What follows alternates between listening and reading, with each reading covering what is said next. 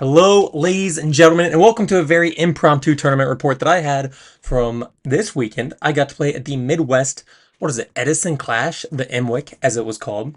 I was lucky enough to be bounty, unlucky enough to go 1-3 drop, good enough to go 1-3 drop. Had some very tough matches, and this is going to be a quick talk over the deck that I played. As you can see, it was Gigabytes, a little bit of a tournament report, and I have revised the deck a little bit. I did not get too much practice on the deck before going into the event. In fact, I think I played one locals event the Friday night before the MWEC. That was at Refine Gaming, and that was a good time. And that was about all the practice I had with the deck going into the event, but I knew I wanted to play this. I had been working on Gigaplant for about a month and a half. And by working, I just mean I put the cards in sleeves and shuffled it a little bit. And then that is when Chess Prime had won Fraser Smith's what was it, $1,000 event with 80 players or whatever.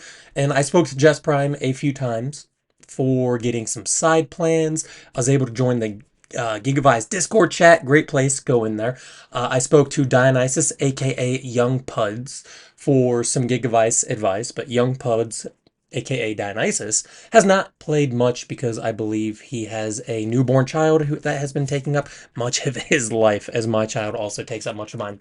Which, again, leads me back to I did not get to play a whole lot. But the deck seemed fun. I really enjoyed it. This is actually the same build that Chess Prime ran online in terms of the main deck. The side deck, I did drop a Cyber Dragon and a DD Crow for a Lightning Vortex and MST.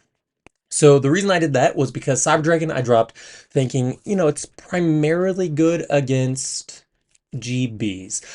And obviously machines. I think the primary decks you expected to see in a tournament, obviously the three decks, Frog variants, Vayu, Blackwings. You're just gonna see those no matter what. And then the fourth deck is probably going to be GBs, but I expected to see that a lot less than I expected the other ones. So I did drop the Cyber Dragon in favor of the Lightning Vortex, I suppose I'll say. Now, Lightning Vortex is a card that I love going second, and I actually would usually drop a Phoenix Wing Blast for the Lightning Vortex. And it's a card I also put in against if a deck like Gladiator Beast, if I see trap stuns or if I see like Decree or whatever, well, I still want a card that's going to be effective and is going to allow me a discard outlet if case I have Gigaplant or Titanium in my hand, which happened the vast majority of the weekend. I saw those cards in my hand far more than I saw Lone Fire Blossom, unfortunately.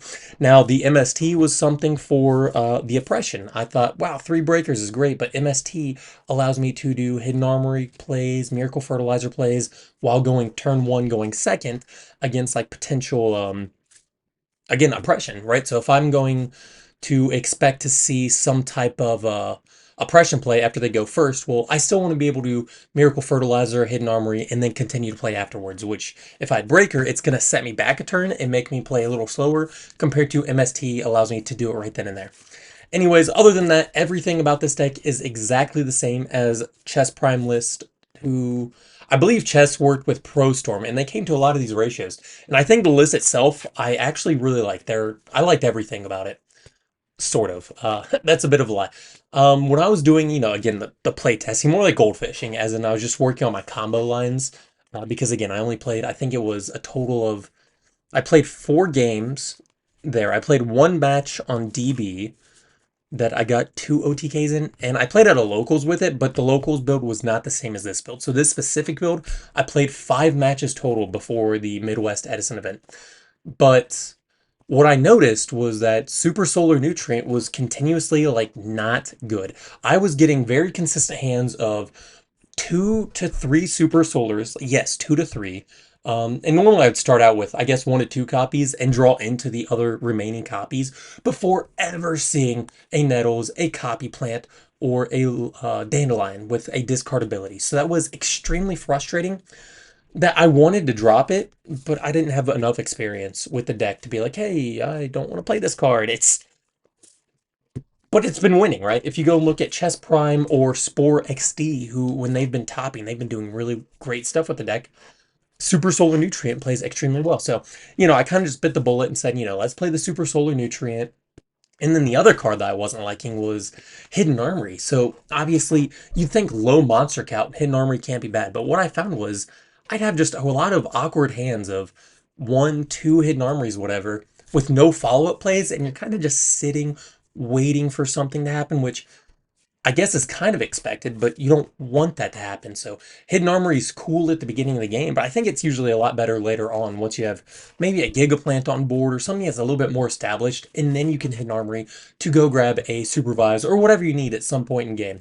So maybe I was playing Hidden Armory like not great, um, in terms of to maximize his value. Again, I'm not going to say that I am the best player by any means. I've had almost no experience with it, and I know for a fact, I was misplaying some of the game states, especially once they got more complicated when you start adding dandy tokens with miracle fertilizers, with giant Trunade combos or Brio combo lines. Like, it gets really confusing very fast. And again, my matchups at the Midwest Edison Clash, despite playing 4 rounds, I played some top tier opponents, 100%. So I'll go into that real fast. Round 1, I played Ron Lewis, who's on Hero Frogs. Now, if you don't know Ron Lewis is maybe one of the highest end buyer, trader, seller, whatever, of Edison product on like Facebook Marketplace and things like that. Dude has everything, absolutely everything. And he's also a very skilled player. Um, Keep out for his post. Ron, if you do watch this, I'm going to highlight this for you just a little bit. It's secret right now, but pay attention to Ron's post. I believe, he might be posting something soon about a large Edison tournament. Sorry if I leaked it, Ron. Anyways, Ron, great player. Game 1, he's on Hero Frogs. I believe I had such a good hand. I lost a die roll. Let's start there. I lost a die roll. Ron, I think just like, I can't remember what Ron did. I have no idea. I'm not going to lie. But my hand was like Foolish Burial, Supervise, Lone Fire. Like, I had the combo plays, and I didn't know what to do with it. And Ron, I knew was on discard traps. So at some point, I know that there was a setback row and a Cataster. And I was like, oh, the only thing that I have that's really going to get through this at this specific time, game 1, is Stardust Dragon, right? If that's a discard trap, I want Stardust Dragon. It's Cataster, so I want Stardust Dragon. So I make Stardust Dragon. And my problem was I used the Foolish Burial too early. I used it too early. I didn't even know what I was going to do with the tokens. I knew I wanted tokens, but I didn't know how to best utilize them, for sure, because I didn't have practice with the deck. So I ended on this super awkward field that was like Stardust, which was correct. Gigaplant and 2 tokens, when in reality, I probably had a bigger swing. But I was fearful of this discard trap, right? Like a Phoenix Wind Blast or a Raigeki Break. And I was like, he can stop me mid-combo. So, I need to be able to go into Stardust. When I should have realized that once I had Gigaplant on board equipped with Supervise, Ron probably didn't have a discard trap. And I probably should have gone a different route. Like, I should have gone a different route and started making different plays. But I didn't. So this was my board, and it's not a bad board, right? You still have Gigaplant ready to do stuff next turn, and you have Stardust to protect. I probably had a discard trap if I had to guess. But I swing with Stardust, and it was a main deck deep prison. And I lost. I just lost bad after that. And then game 2 and 3. Gosh dang, I don't remember. I think I OTK'd game 2. And then game 3. No idea. But I won. So I ended up winning the first round against Ron Lewis. And Ron ended up going X and 2, I believe. And I think bubbled out. But again, a good player went X and 2 with a high chance of top 16. And then my round 2 was against AJT BLS, one of the best, just like retro players in general. Everyone knows who AJT is. AJT wins every single GOAT format event, does well at every single Edison event, plays extremely well at online events, and it's just all around probably one of the best like technical players.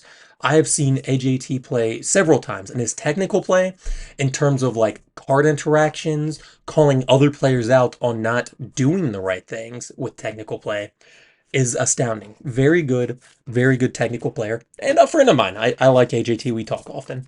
Not often, sometimes. Anyways, game 1, I lose the die roll again. AJT summons Shura passes. I'm like, bro, are you sure that's what you want to do is Shura pass? And yeah, I guess his hand was weak. Monster heavy for sure. Obviously, I know there's Kalut in hand. You don't just like summon Shura. He could be baiting Kalut.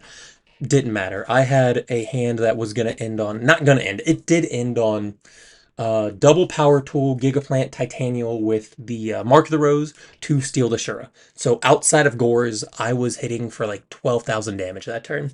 So very fast game one. Very fast. We go into game two, and I was able to bluff Gores pretty well, but it was extra. This match in general, a very good match. A lot of fun, a lot of thinking. AJT was at a point that he was at, I think it was 1,400 life points. Well, he was at 28. I was at 26. Or maybe he was at 26, I was at 28. Because AJT did a very early solemn. I had a Trunade to his 4 back row. Basically, if he doesn't solemn the Trunade, I don't win. But I'm going to end that turn on a board of probably like Stardust Gigaplant with 2 or 3 back row, which included either Phoenix Windblast, Trap Stun, and maybe Solemn. I kind of forget what it was. But he does Solemn it, which is probably always the right play when you're going against Gigaplant. And they Trunade you with 5 more cards in hand, you got to stop it. You have to. You can't risk it, because if you don't stop it, you're probably losing. So he solemns it down to 4,000 real quick. I just have to pass because my hand does not play through back row very well. And I'm at 8,000. I think I take, it was 4 hits of a Shura direct attack because I have a set Torrent and Phoenix Wind Blast. That's what it was. A Torrent and like a Phoenix Wind Blast, I believe. But he doesn't plan to the Torrent until I'm at 2,800. He flips a value, I Torrent, it goes, and I think he summons, I want to say Shura, maybe Kalute, and swings, which puts me down at 14. So I'm at 14, he's at 26. I draw into a Pyramid Turtle. I believe I in-phase Phoenix Blast, putting a back row. It was the first back row that he set. It was like among the first back row. You know, he kind of set a few back row after he solemned. I think he set 2 more. So the back row that I bounced back with Phoenix Blast was one of the first ones, which I expected it to be a better one because he set it alongside the Solemn and he wanted to save it with his Solemn against my Trinade. So I bounce it back to the top of his deck. Summon Turtle, crash, maybe grab another turtle or something like this happened where I was able to take a turtle and swing, putting him at 1,200 to my 1,400. And I didn't have any other monsters. I know he has no monsters except nothing. He didn't have monsters. He had 2 cards in hand, 2 set back row, and he's top decking this card. Well, I have a set MST that my plan is I need to save this MST for the oppression. I tunnel visioned so hard. My Yu-Gi-Oh senses were telling me, MST is back row, MST the back row. You know it was an original one, MST it. And I didn't MST the back row because I also had a trap stun in my hand and I was like, I need to save this MST for an oppression. When I should have recognized my win condition is just turtle attacking directly. But I didn't recognize it. Well, he sets the back row. I don't MST. My turn, I draw. I have a trap stun. I swing with turtle instead of, again, I didn't MST. It was game right there if I MST. Swing into a mirror force. I'm like, oh, good. Like, I traded a UFO turtle for a mirror force. This seems great to me.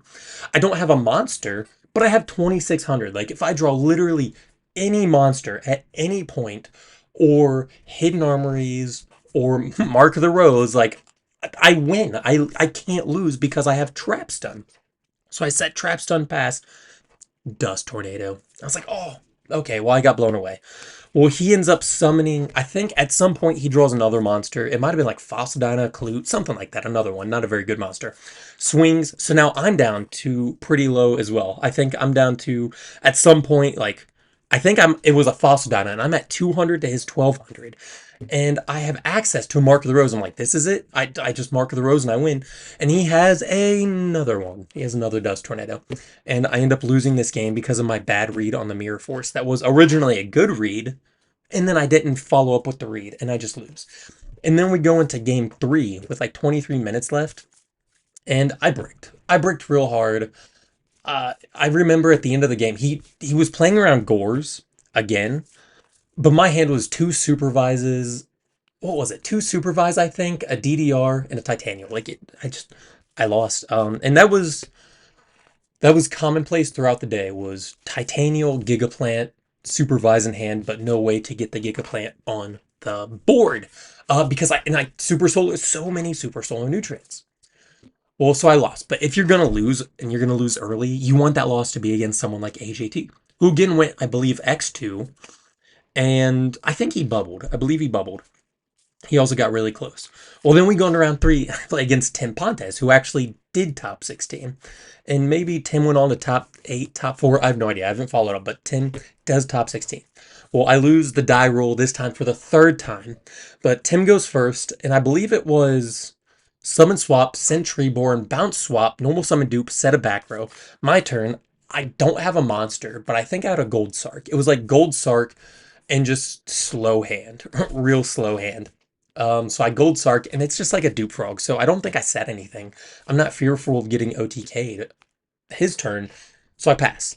His turn, he draws, and I get OTK'd. He flipped Ultimate Offering, is able to get out, go through a full combo, Pot of Avarice, draw 2 more cards, get out double Junk Warrior, get out Tragodia, that he was able to copy level 2, so it's at 1800, so when he goes into another Junk Warrior, it gains 18, so it's at 51. He has another Junk that he got triple swap frog, so it's 53, 51 plus 18 from Trag. He swings for over 11,000 points damage, and I just get OTK'd on turn, well, his second turn, turn 3 of game 1. Unfortunate, but it's the game we play.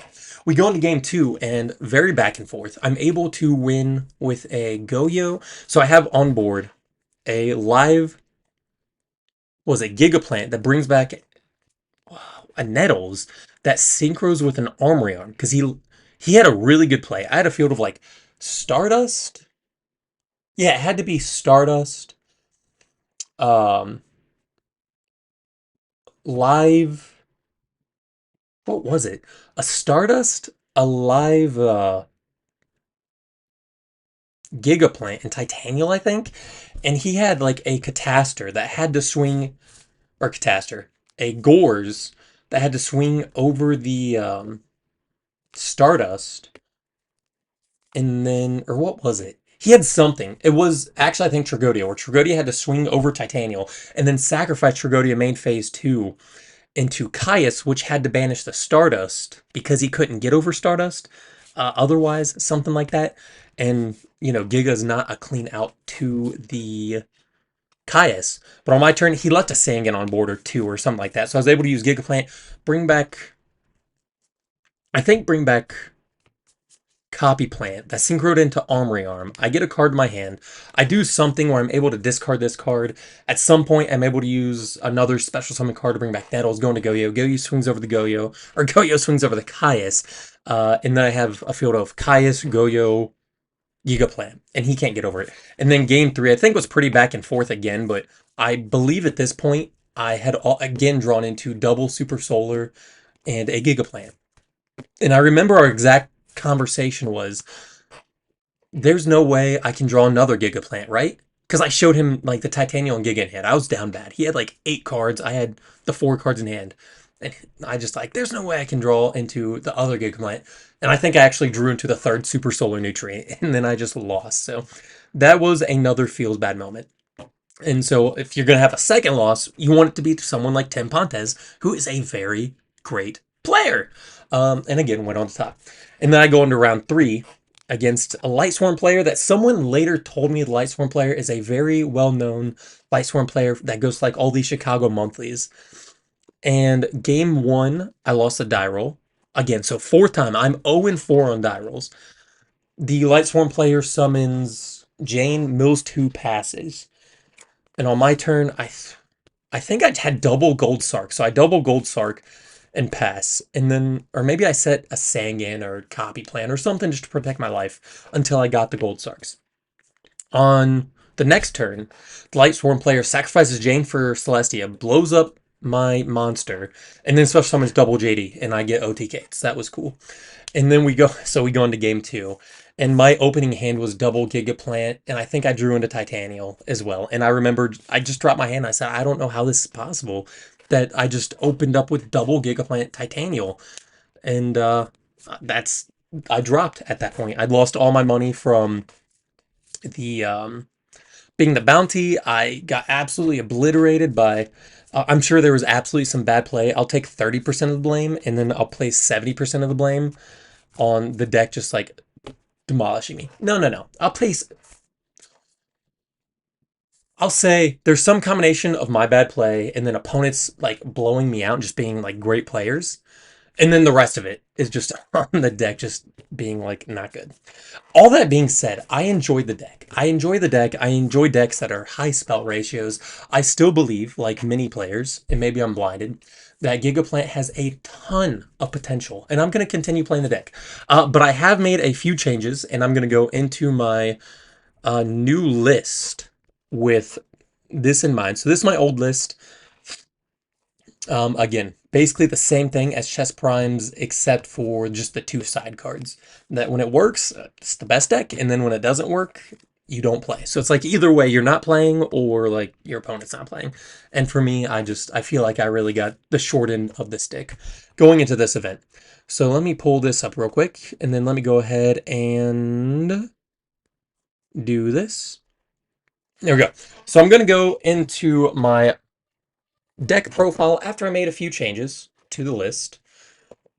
And this includes main decking two UFO turtles. So the UFO turtles, I actually love these post side. I think these cards were so good post side. They do everything you want to do. And after seeing a few players talk about the reason that they don't main deck them is because it makes you weaker to DDV, makes you weaker to like D prison. I don't think that's really important, to be honest. I think that they give you too much value going early. If you are going second, it gives you some kind of offensive presence or something that you can set and then wall. If you're going first, you can just set it and then go into Lone Fire, and then you get full like Giga plays without your normal summon because you special summon the Lone Fire Blossom. I think this card adds a lot of value to the deck going first. In post side, it was incredible. Something that I did learn about from like AJT, for example, is he also sides triple Phosphodina. So Phosphodina is going to be a card that players are now like siding triple of. Well, let's just main the UFO turtle. And I know that you're like, oh, you main it. Like, it doesn't matter if it's inside, but this also opens up two slide slots for me, which means I can get a little bit closer back to the Chess Prime side of throwing in Cyber Dragon and then the third DD Crow. Obviously there are the two Lone Fire Blossoms. And then I'm also still I actually went up on Dandelion. So I'm maining two Dandelion. Every time I had Dandelion, it just felt good. I do still main the double Super Solar Nutrient alongside the UFO Turtle. But my problem was I always had Super Solar with no monsters. Well, the best card to have with it is Dandelion. So let's bump up the Dandelion. So this is something I'm going to try moving forward, are the double Dandelion, which I also want to maximize because you're playing triple discard traps. So one of my favorite plays is, have like an early Sangan discard trap. Sangan gets destroyed, you add Dandelion, discard trap, get your tokens, and then Super Solar the Nutrient. Super Solar Nutrient, the tokens in Lone Fire after you just like bounced a back row or something, right? It feels really nice. And then we're still staying on the 2 Giga plant. I think it has to be the right number. It's 2 or 3. It's definitely some number higher than 1. 3's too many because you don't want to draw it. 1's not enough because you don't want to draw it. So 2's it's the right number. I'm staying on the Sangan because again, it is just the crutch card that gets you into all my camera angle adjusted.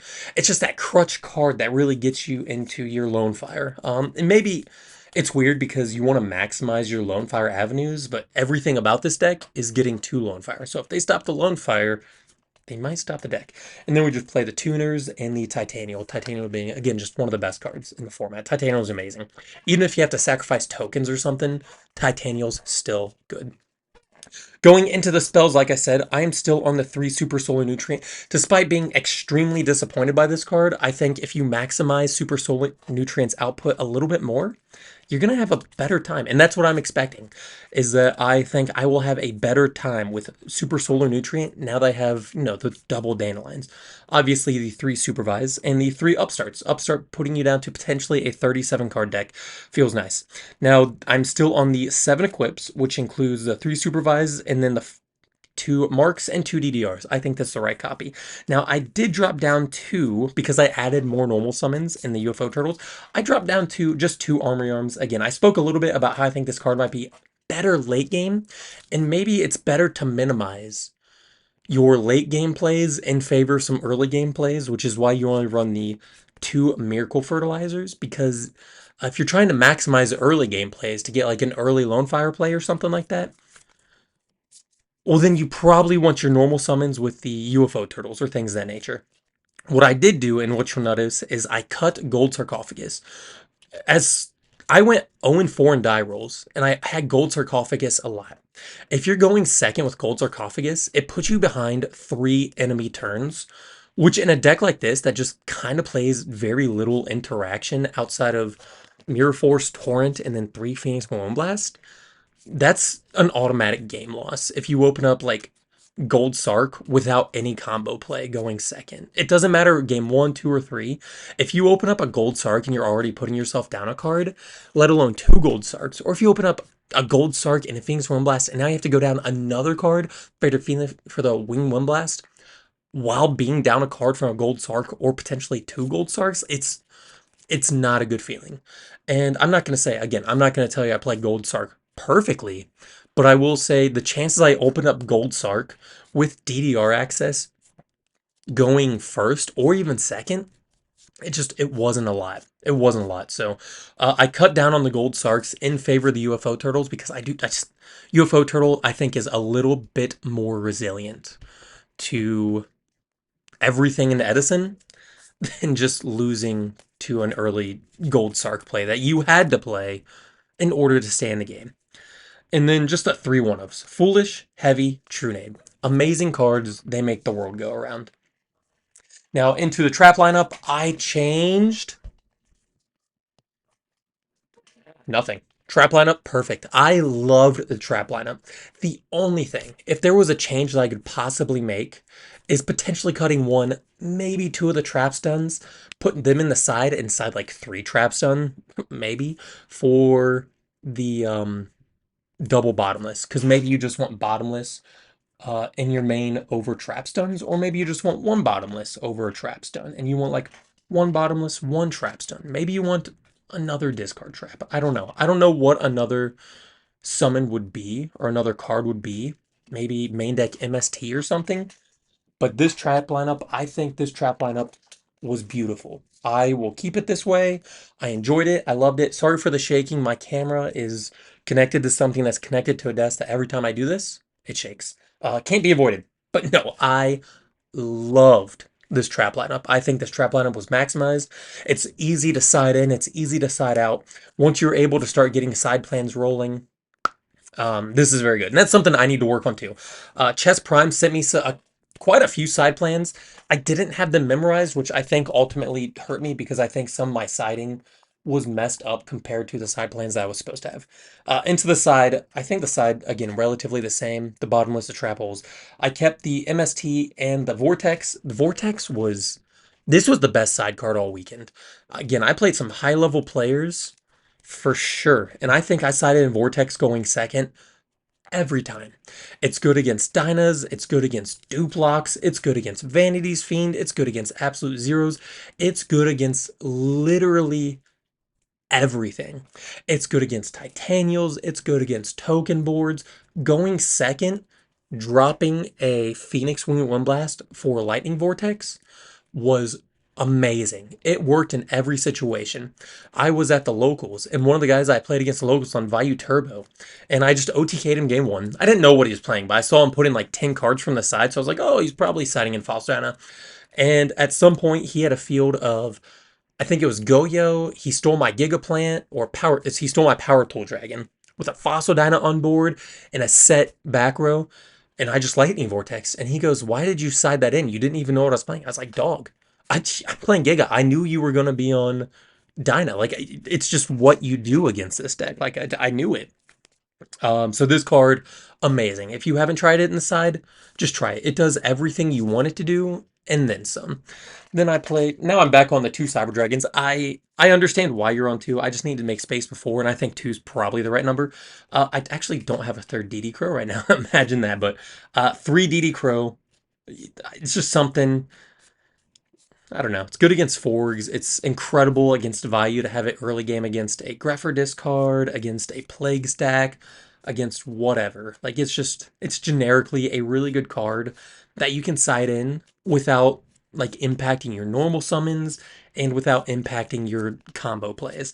And then 3 Breaker, a card that I don't think I sided in nearly enough, but I do think is actually the best side deck card other than Vortex. Breaker, Breaker's amazing. Breaker and Vortex, like these two cards, they do 100% of everything that you want a side deck to do. They do 1,000%. Breaker at 19 gets over everything, gets over all the Gladiator Beast, gets over all the Blackwing except Sirocco, pops the Oppression, pops the Whirlwinds, pops Mask Restricts, gets over the Dynas, gets over a defense, what's it called? A defense position, Vanity's Fiend from Book of Moon. It literally does everything you could possibly want in a Yu-Gi-Oh card against a combo side deck. I think more decks should be siding. If you're not like on Black Wings or Vayu, I think you might want to look into siding anywhere from 2 to 3 copies of Breaker. But I am on the triple Breaker in the side deck. And that's the full side. I do have side plans. I'm gonna save those. I know a lot of players are asking for side plans, and I'm just a random dude. I know I've done nothing worth speaking of, but I do have side plans. If anyone wants those, I'm probably going to be saving those until after Ribbit Chicago. My chances to play in general after Chicago drop drastically. In fact, the only tournament I have planned for the rest of the year, including locals, is Chicago. If the PPG in Florida happens, I'd love to go to that and make like a family vacation. But at the moment, Ribbit Chicago is the only event, including locals, that I have planned for the rest of the year. Anyways, that is my deck profile. That is my MWEC tournament report. If you guys have any questions, concerns, wondering what's going on, or you just want to say hi, please post in the comment. Thank you very much. You guys have a wonderful day, and I will talk to you later. Goodbye.